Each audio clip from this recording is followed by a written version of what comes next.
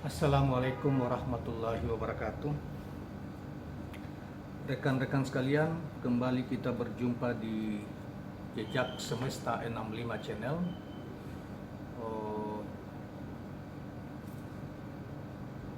saya berharap bahwa kita semua hari ini dan seterusnya senantiasa berada dalam lindungan Tuhan Yang Maha Kuasa, dan kita dapat melaksanakan kegiatan kita sehari-hari dengan sebaik-baiknya. Kawan-kawan sekalian,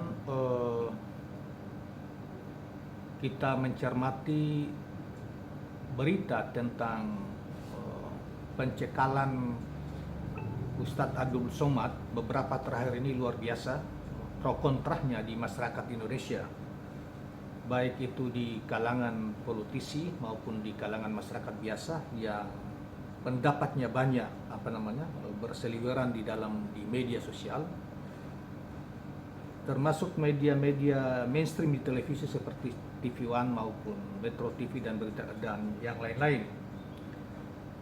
Saudara sekalian, di Twitter misalnya juga kalau kita melihat bahwa Ustadz Abdul Somad pernyataan dan kesaksiannya, apa yang dia kesaksian dan pengertian beliau mengalami langsung perlakuan yang dilakukan oleh pemerintahan dalam hal ini keimigrasian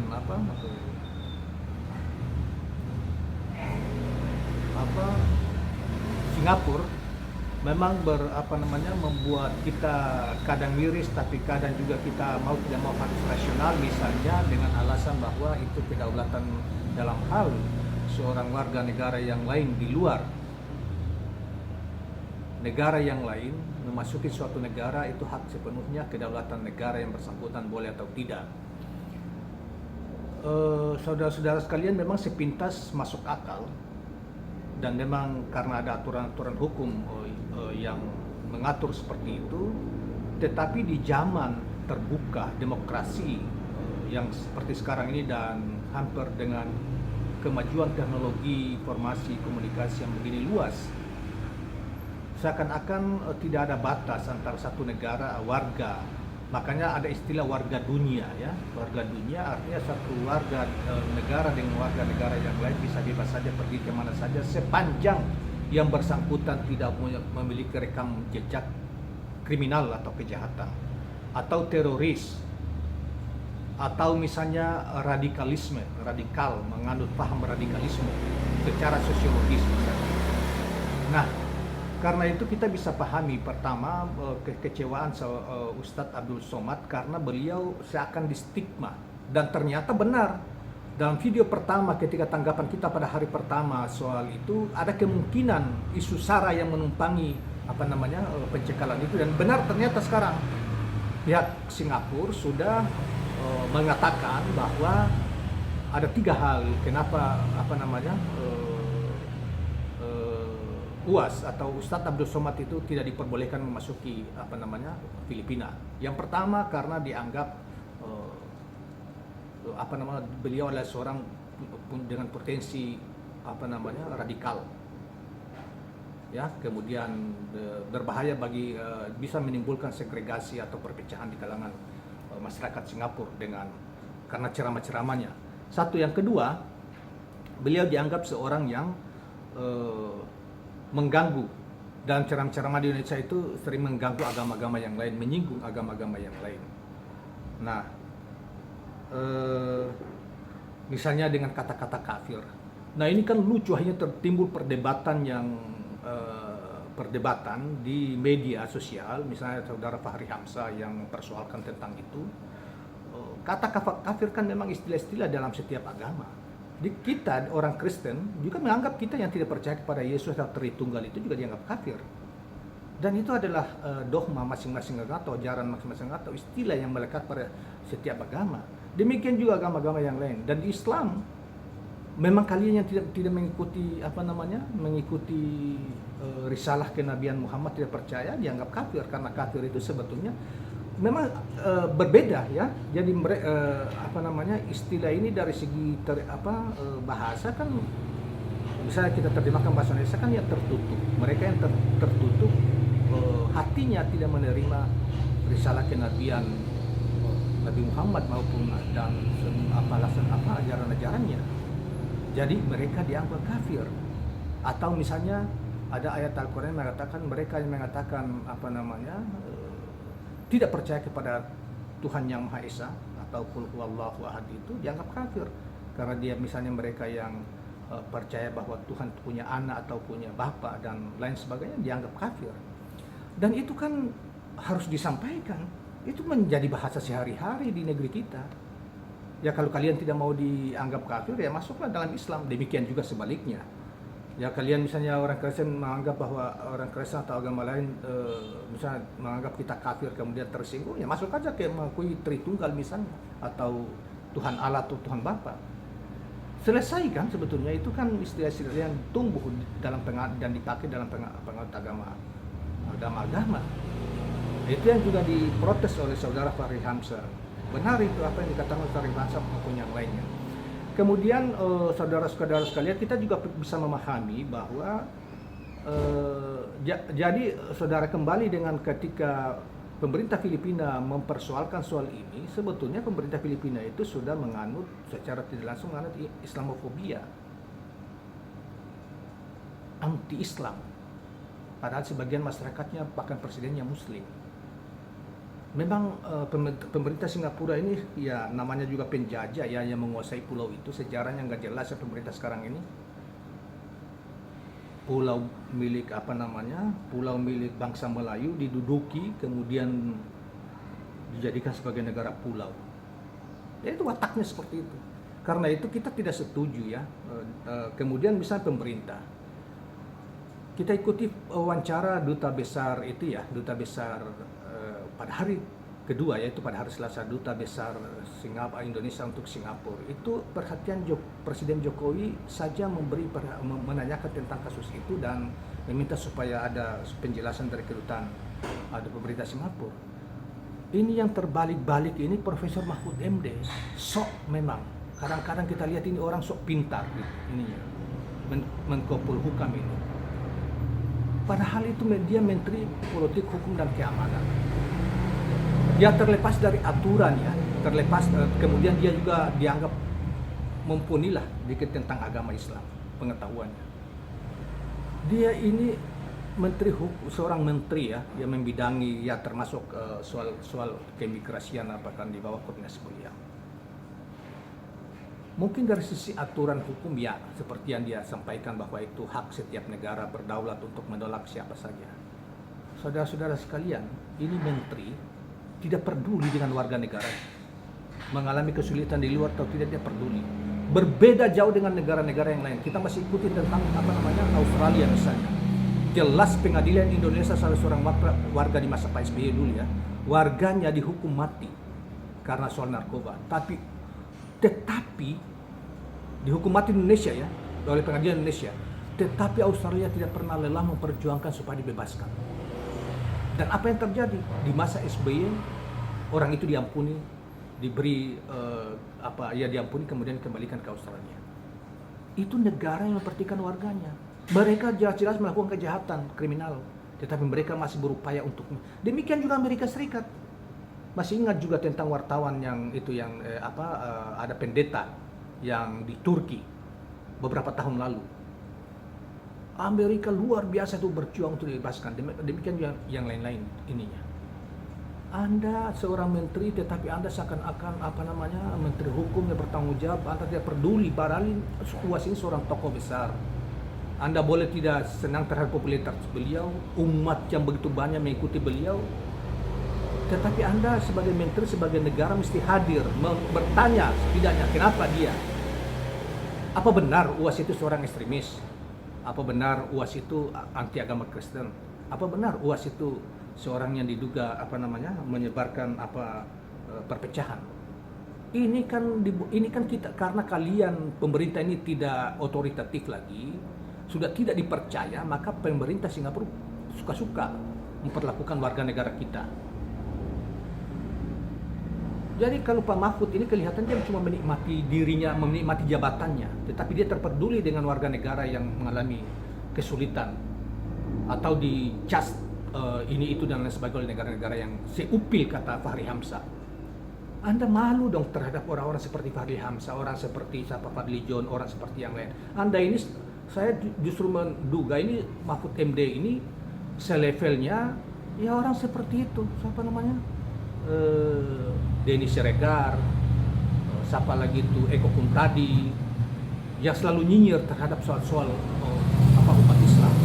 Kemudian satu lagi itu kayak apa itu yang dari Jawa Barat atau dari Jawa mana itu, yang berulang-ulang diduga menista Islam tetapi dibiarkan, tidak pernah diproses di pengadilan. Nah, jadi saya prihatin dengan pernyataan Mahfud MD, profesor yang tadinya kita sudah agak sedikit bersimpati dengan isu-isu yang lain. Tetapi dalam soal ini, saya kok melihat ini orang hanya menikmati jabatannya sendiri, tidak pernah mengurusi negara, terutama negara kepentingan warga-warga negara yang sekalipun dia bisa terlibat di kejahatan narkotik misalnya, itu juga negara tidak boleh diam di negara yang lain. Mengapa sampai dia terlibat, bagaimana dia terlibat dan lain sebagainya, itu kan perhatian negara terhadap warganya. Kalau dia terlibat negara lain, kenapa sampai dia terlibat misalnya? Karena mungkin sekadar sesuap nasi kah, apakah? Negara mesti usut itu, usut. Karena negara mungkin tidak mampu kasih makan warga negara, sehingga melakukan hal-hal seperti itu dengan cara itu untuk menyambung hidupnya.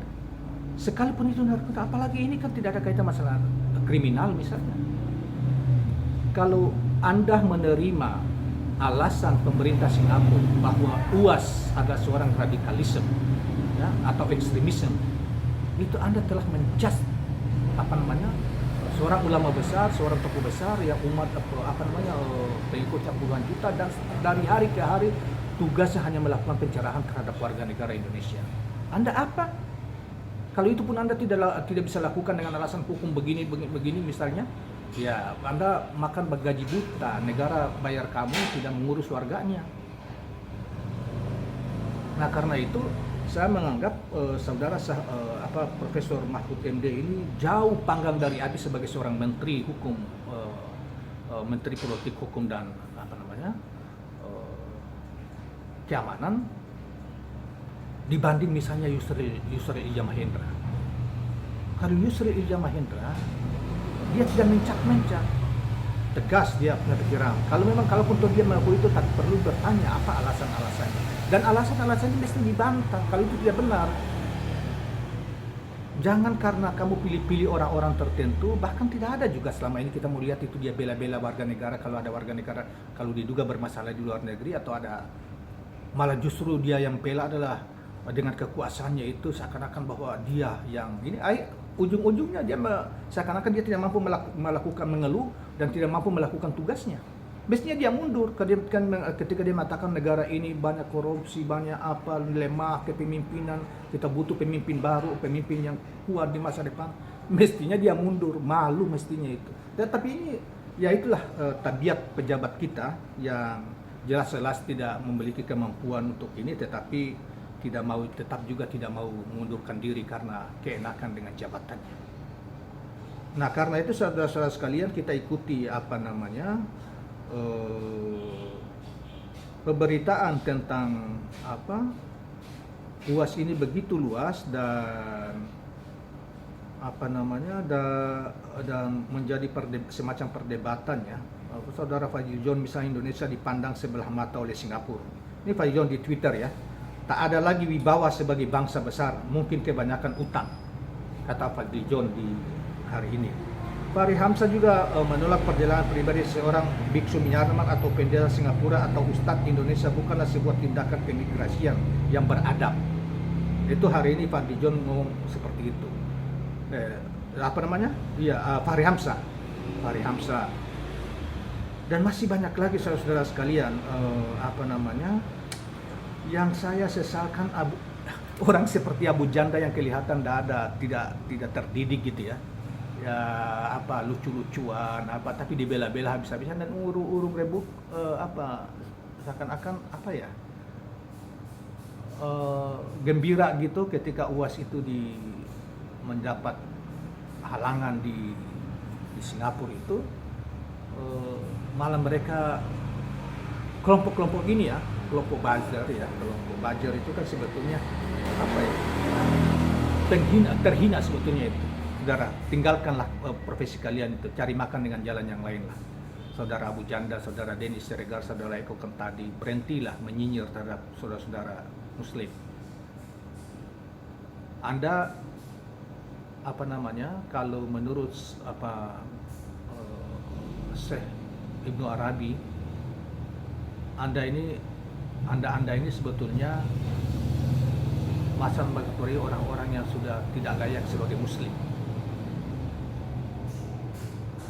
Mengapa kalian tebar kebencian, ketidaksukaan begitu rupa terhadap seorang ustaz yang memiliki kegiatan dakwah, pencerahan, keagamaan, supaya mereka tidak, rakyat Indonesia ini jalan ke jalan yang benar, jalan agama yang tidak boleh melakukan pencurian atau perampokan ataupun menegakkan akhlak yang baik, tidak melakukan kriminal, misalnya pencurian, perampokan, korupsi, merendahkan orang, kemudian salat, puasa, menjalankan agama, sehingga warga negara kita itu tersadarkan atau patuh terhadap hukum dan patuh terhadap moral agama dan kebenaran. Kenapa kalian nyinyir? Selalu nyinyir dan mengatakan beliau itu radikullah, karena hanya mengucapkan kata kafir. Bukankah sekali lagi saya katakan, bukankah di agama lain yang kita tidak sejalan dengan mereka, kepercayaan mereka, mereka juga mengatakan kita kafir, dan itu diungkapkan di rumah-rumah ibadah mereka. Kalau kita kan memang seperti itu. Jadi kalau engkau tidak terima terma ini atau terminologi bahasa kafir, yang kebetulan itu bahasa dalam bahasa Arab, yang kemudian itu sudah mengindonesia bahkan di mana-mana di dunia, menjadi batas bahwa mereka yang tidak percaya kepada kerasulan Muhammad dan seluruh ajarannya dianggap kafir. Demikian juga mereka sebaliknya, kita misalnya Kristen, kita tidak percaya kepada Tritunggal atau Tuhan Bapa, Yesus dan Roh Kudus, dianggap kita juga kafir dan lain-lain sebagainya. Demikian juga agama-agama yang lain. Karena kata ini itu sudah mendunia, walaupun itu produknya adalah produk dari Islam, dari bahasa Arab gitu ya. Tapi kata ini itu sudah dipakai di mana-mana.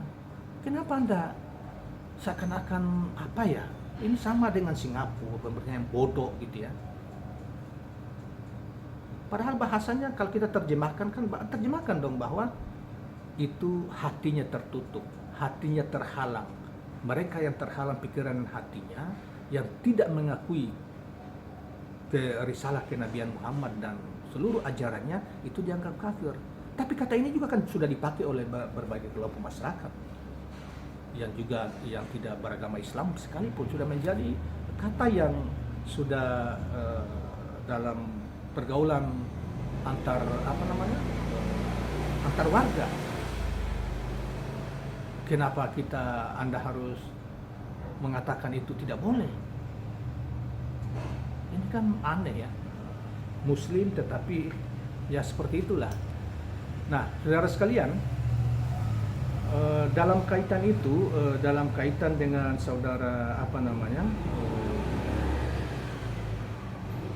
UAS ini saya kira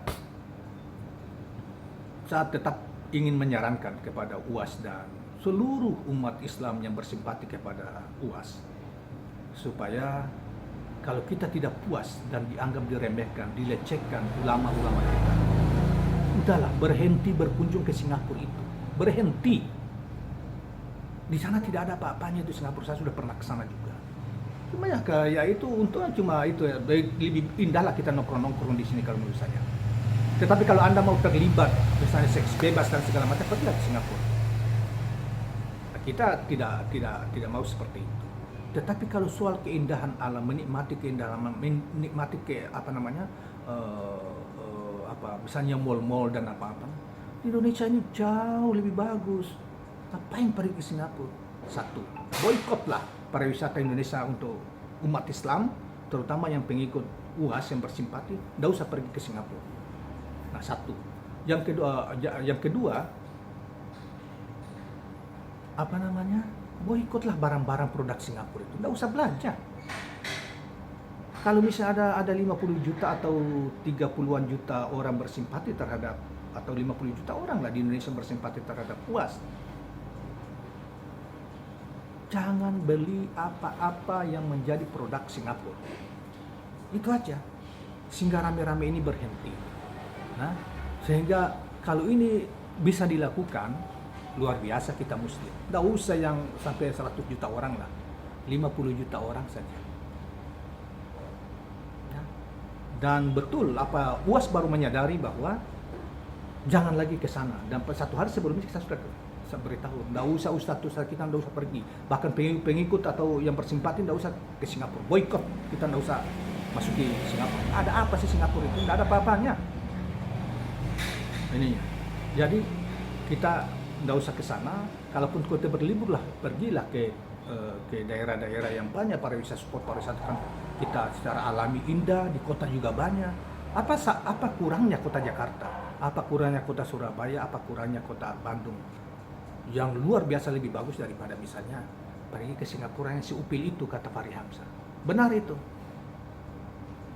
Nah, kemudian yang paling ini supaya kita ribut-ribut lagi akhiri ini, dan karena kita lihat ini pemerintah kita juga tidak ada arti. Orang seperti Mahfud MD itu nggak ada, kalau penjelasan dia itu, oh itu kita tidak bisa ini karena itu urusannya itu sampah akhirnya kan. Jadi daripada kita nyampah model begitu, ya nggak usah, kita aja konsolidasi umat, prihatin terhadap penghinaan yang dilakukan oleh pemerintah Singapura, dan oleh pemerintah kita juga tidak dianggap, mereka tidak menganggap UAS dan apa-apa. Ya udah, kita di situ dan jalan kita aja, bahwa kita nggak usah, kita dengan umat ini konsolidasi, terutama umat yang bersimpati terhadap ulama kita UAS misalnya, UAS ini kita nggak usah boikot seluruh produk Singapura. Jangan belanja, jangan beli, kemudian nggak boleh pergi ke Singapura itu, nggak usah. Biar aja pemerintah bekerja sama dengan mereka, tapi warga yang umat Muslim nggak usah ke Singapura. Biar aja pemerintah. Hari ini kan ada Menteri Pariwisata muji-muji lagi bahwa Indonesia ini kunjungan pariwisata tertinggi kedua itu dari Singapura dan lain sebagainya. Kita tahulah maksudnya ke sana. Dan yang ketiga, kalau kita mau protes bahwa ini dianggap bahwa Singapura menyebarkan informasi dan melecehkan karena dianggap berpotensi melakukan perpecahan dan ada radikalisme di dalam ceramah-ceramah UAS, kita protes lakukan protes besar-besaran kepada kepada kedutaan besar Singapura di Indonesia. Kita mau lihat bersatu atau tidak kalian umat Islam, atau kita ini. Kalian mengatakan cinta terhadap UAS, para ulama, mau lihat bukti, kalian bisa buktikan. Kita bisa buktikan apa enggak? Nah, karena itu pelecehan sesungguhnya itu. Penista, karena beliau dianggap adalah tokoh radikal, tokoh penista agama, bahkan tokoh segregasi atau tokoh pemecah belah masyarakat. Itu sebetulnya penghinaan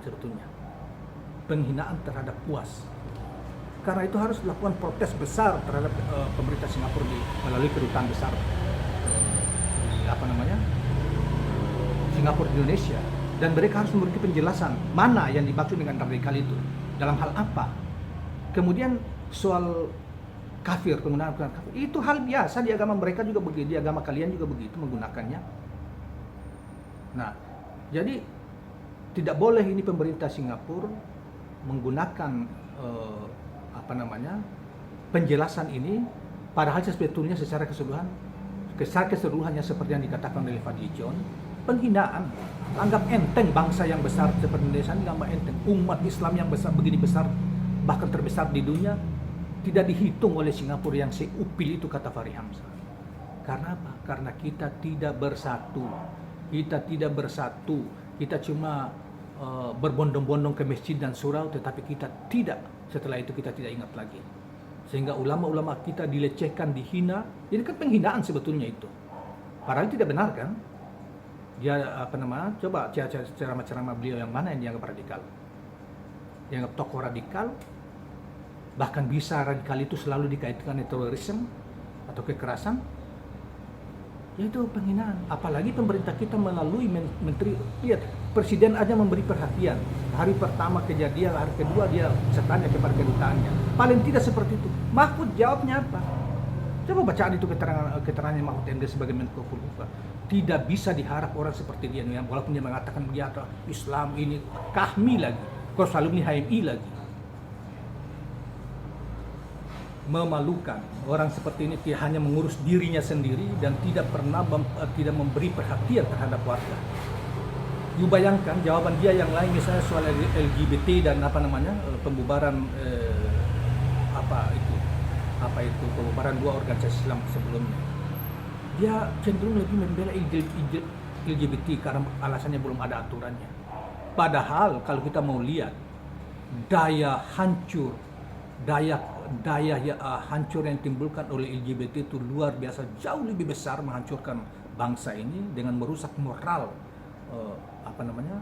manusia rakyat Indonesia kalau itu dibiarkan dibanding misalnya HTI maupun FPI. Tidak ada alasan sebetulnya untuk mengubarkan FPI itu. Omong kosong semua itu mereka ciptakan. Dan ini orang seperti Mahfud ini tidak ada artinya bagi umat itu ya, tidak ada artinya. Dan tidak ada artinya bagi bangsa ini karena dia memperlihatkan arogansinya bahwa dia seakan tahu hukum dan apa-apa, kemudian dia peduli bagi warga negara yang mengalami masalah. Jangankan orang seperti UAS ya, Saudara Pak Mahfud.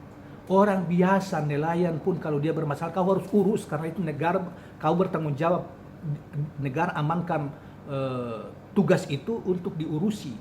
Tugas supaya karena mereka rakyatnya yang bayar kau gaji makan kau sehari-hari itu kemana-mana itu. Jangankan UAS, siapa saja orang nelayan sekalipun, kalau dia melakukan kesalahan misalnya, kesalahan karena melanggar batas negara sehingga mereka ditangkap, tugas kamu mengurus mereka.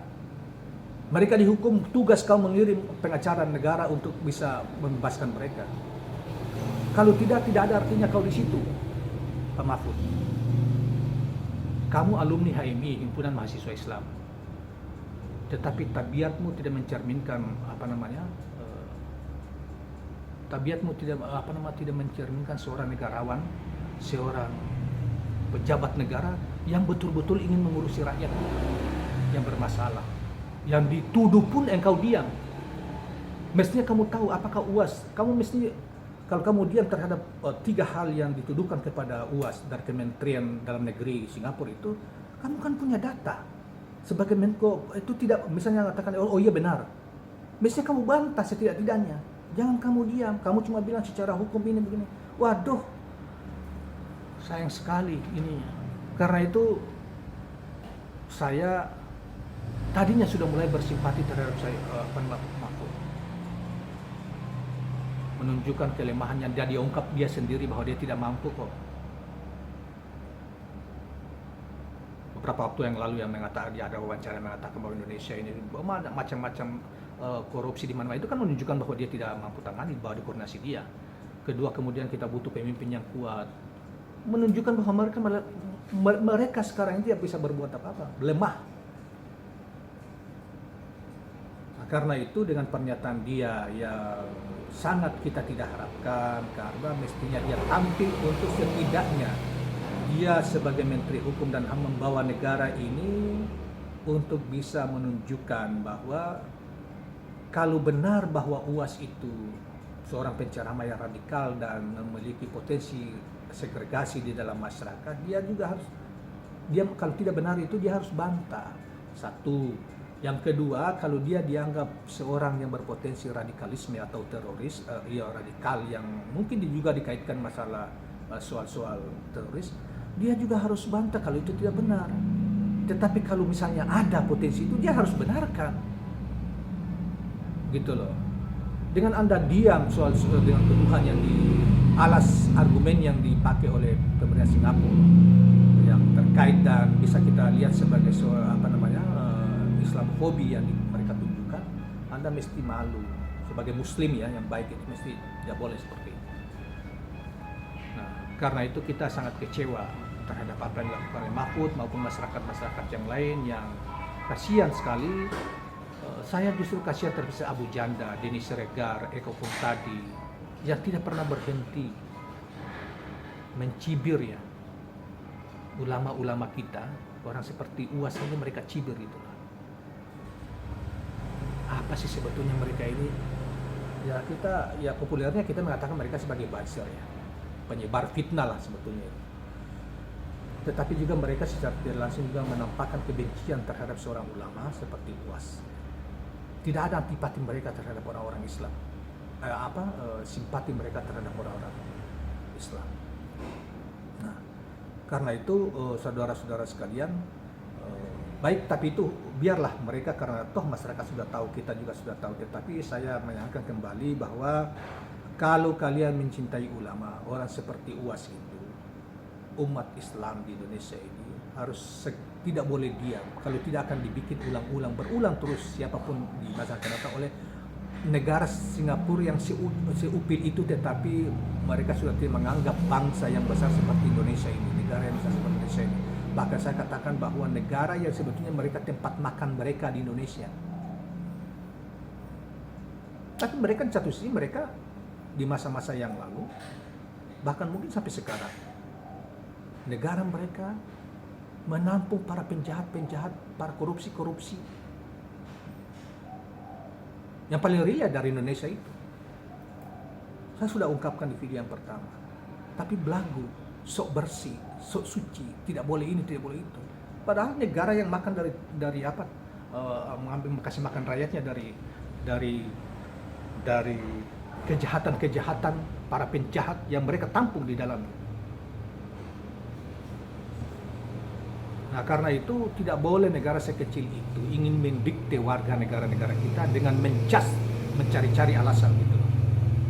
Kalau menurut saya mereka cari alasan aja. Tetapi sebetulnya ini juga seperti yang dikatakan oleh UAS terakhir, bahwa ada order itu ada benarnya. Kalau saya sudah menduga dari awal bahwa ini bukan ini, pasti sudah ada order untuk dipermalukan di sana. Dari sini. Order itu bisa dari kalangan ya orang-orang yang sekuler yang tidak suka terhadap UAS. Bisa juga di kalangan ini, bisa juga dari kalangan tokoh-tokoh agama yang lain. Nah, sengaja untuk UAS itu dipermalukan. Dilihat dari perjalanan bangsa ini 2-3 tahun ini tentang UAS ini, begitu banyak orang banyak orang bersimpati terhadap ceramah-ceramah beliau, pencerahan-pencerahan beliau. Saya sendiri belum pernah ikut itu ceramahnya secara terbuka. Di YouTube aja saya kadang-kadang lihat apa. Dan itu ceramahnya sangat sederhana buat masyarakat umum kok, tentang agama. Jadi saudara sekalian, itu satu. Konsolidasi, boykot produk Singapura. Satu. Terutama umat Islam ya, boykot. Yang kedua, umat Islam terutama yang bersimpati, ustadz-ustadz, ulama-ulama yang bersimpati terhadap UAS, jangan berkunjung ke Singapura. Kalau Anda mau berliburlah ke di negeri kita, ke Malaysia, ke mana, ke Amerika, silahkan ke Timur Tengah, berliburlah ke sana. Nah, Singapura negara seupil yang dibilang oleh cuma belagu juga, karena dibilang oleh kalau kita boikot mati itu Singapura itu. Apalagi kalau Malaysia juga boikot. Air minum aja mereka tidak cukup.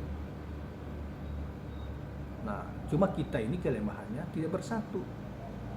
Mudah diobrak-abrik. Nah, itu jadi Islam kita Islam permukaan aja. Satu. Yang kedua, ya, jangan berkunjung. Yang kedua, boikot. Yang ketiga, ya udah turun besar-besaran karena ini penghinaan. Sudah penghinaan karena dia dianggap tokoh pemecah belah, dianggap dia tokoh radikal, dianggap tokoh yang menyebarkan istilah kafir. Pada kafir ini istilah yang biasa aja. Jadi seperti penghinaan, alasannya dicari-cari.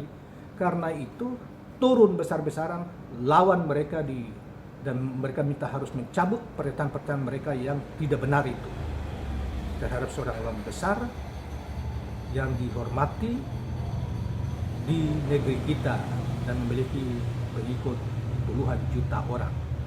Buktikan puluhan juta orang itu. Sehingga pihak Singapura tidak boleh memperlakukan seenaknya tokoh-tokoh masyarakat warga negara kita suatu ketika di masa yang akan datang. Saya kira demikian teman-teman sekalian, dan mudah-mudahan ini bisa bermanfaat. Ini bukan provokasi, tetapi ini membuka pikiran seperti apa yang dikatakan oleh saudara Mahfud itu tidak benar. Marah kita karena pernyataannya tidak melakukan pembelaan sedikit pun terhadap, justru kita bersimpati kepada Presiden Joko Widodo karena pada hari pertama saja dia sudah telepon ke duta besar. Menurut wawancara yang kita tonton di televisi, Presiden langsung nelpon untuk minta supaya bertanyakan apa alasan beliau tolak.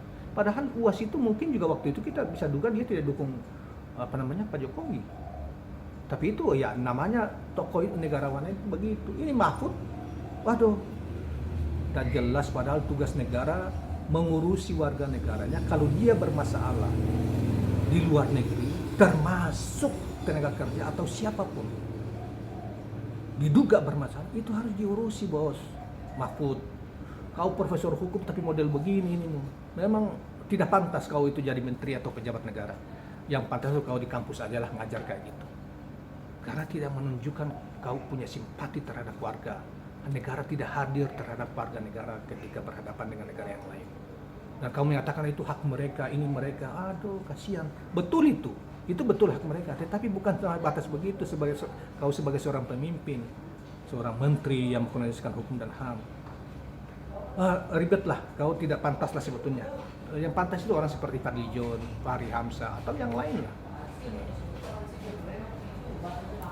Terima kasih kawan-kawan sekalian, mudah-mudahan ada manfaatnya. Assalamualaikum warahmatullahi wabarakatuh. Dan jangan lupa subscribe, share, dan like channel ini.